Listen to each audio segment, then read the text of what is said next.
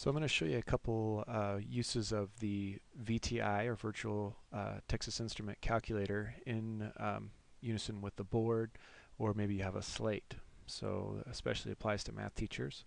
So I can open up my Virtual TI calculator, and right now I have an 83 showing. And so one thing that might be helpful is to have a couple basic screenshots of different graphs over here in your resource library. Okay.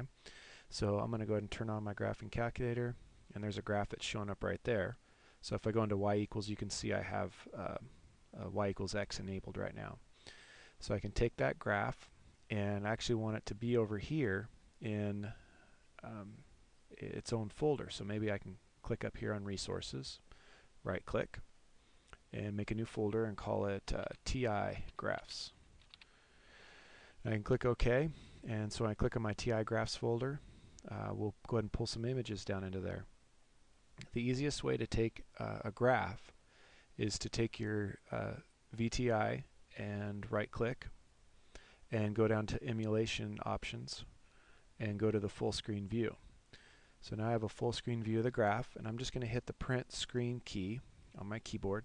It should be called copy screen, so I click copy screen or print screen, and I can go ahead and right click, go to my emulation options, and back to my normal view.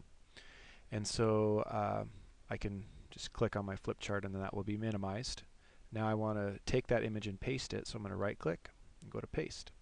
And so that's a pretty good sized image, and you may want to resize it before you drop it into your resource library. So I'm going to take the bottom right corner and take that particular grab handle and drag it towards the left, because that way it'll maintain the shape of the picture. So I'll go over here now into my resource library. I have a TI graphs folder. I'm going to go ahead and pin it open so it stays there, and I'm just going to drag and drop it right into there. So I can rename my resource, and I'm going to call it y equals x, and click OK. So now I want to maybe pull another graph out, so I can actually get rid of that graph, throw it in the trash can, bring my TI back up, go into the y equals menu, and turn on that graph and turn off the other one. So now I have a y equals x squared. I'm going to graph it. There's my y equals x squared graph. I'm going to go to the full screen view again, hit the print screen button, and back to the normal view. And I'm going to go ahead and minimize my calculator. I'll go ahead and paste it.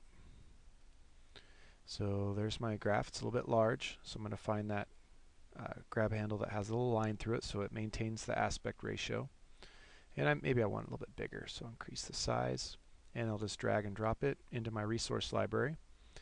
I'll rename this one to be y equals x. Where is that key at? There it is. Shift 6 and squared. And OK. So I can build a library of different images that you can pull out and use in conjunction with your graphing calculators.